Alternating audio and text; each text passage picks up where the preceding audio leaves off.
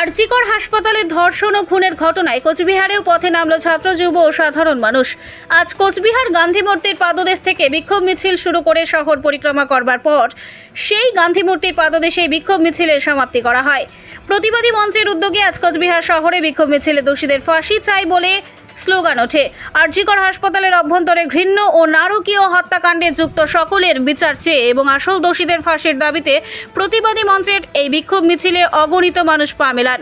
কোচবিহার জেলা প্রতিবাদী মঞ্চের আজকের এই বিক্ষোভ মিছিল মহা মিছিলে পরিণত হয়। এতে নেতৃত্ব দেন তৃণমূল কংগ্রেসের কোচবিহার জেলার জেলা সভাপতি তথা বিশিষ্ট আইনজীবী ও সমাজসেবী অভিজিৎ দেব ভৌমিক। তিনি জানান, আরজিকরের ওই নারকীয় হত্যাকাণ্ডের সাথে যুক্ত সকলকে চিহ্নিত করে তাদের শাস্তির ব্যবস্থা করতে হবে। দেখুন সেই চিত্র। তাজা খবরের আসল ঠিকানা খবরিয়া নিউজ।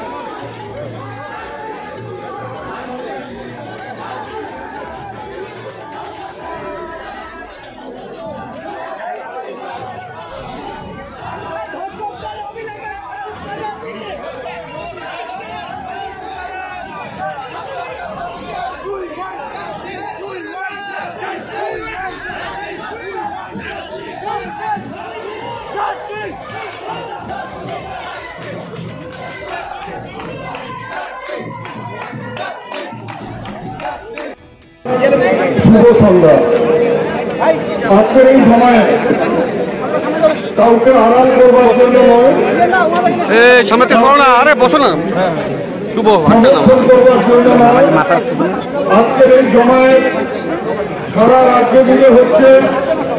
এই জমায়েতের মূল এবং একমাত্র দাবি আরজিকরের দোষীদের সাজা হোক, শুধু সাজা নয়, তাদের ফাঁসি হোক। এমনকি ডায়মন্ড হারবারের সাংসদ তিনি বলেছেন কেন্দ্রীয় সরকার আইনের প্রণয়নে 7 দিনের বিচারে এদের এনকাউন্টার করুন।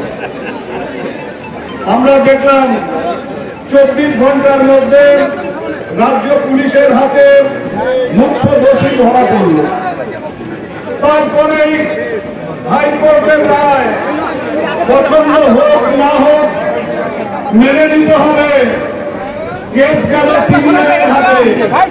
24 ঘন্টায় একজন গ্রেপ্তার, আজকে 96 ঘন্টা হয়ে গেছে। সিবিআই আর সেটাকে 1 থেকে 2 এখন পর্যন্ত করতে পারেনি।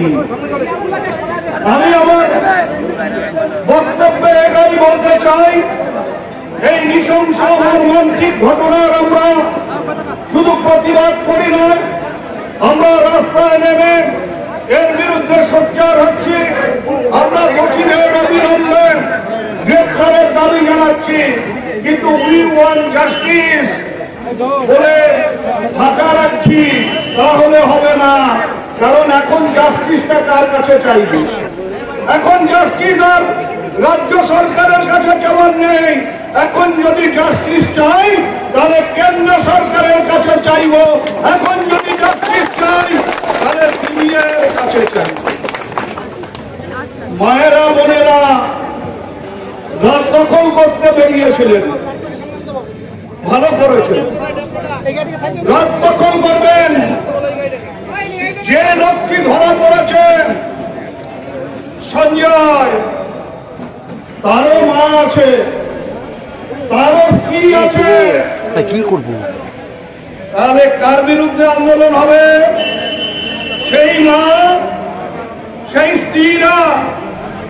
আজকে শুধু সঞ্জয় না, অতীতে ধনঞ্জয়, যারা ধর্ষণ মামলায় আসামি, তাদেরকে যদি তার মায়েরা তার বোনেরা, তার স্ত্রীরা তাকে সঠিক পথে নিয়ে আসতে পারে, তাহলে রাতের বেলা মায়েদের নেমে রাত দখল করবার প্রয়োজন হবে না।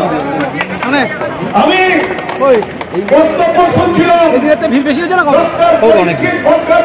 তিনি বলেছেন যে কাজ বন্ধ করে দিয়েছে, কাজ বন্ধ করে দিয়ে তারা প্রতিবাদ করছেন, কাজ বন্ধ করে দিয়েছেন কারণ একজন ডাক্তার মারা গেছে, তার জন্য আপনারা কাজ বন্ধ করে দিয়েছেন।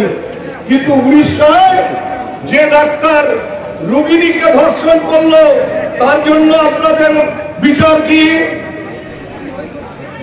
ওই নৈনিতালে যে নার্সটিকে তার 5 দিন বাদে দেহ পাওয়া গেল, ধর্ষণ করে খুন করা হয়েছে, তার জন্য আপনাদের বিচার কি?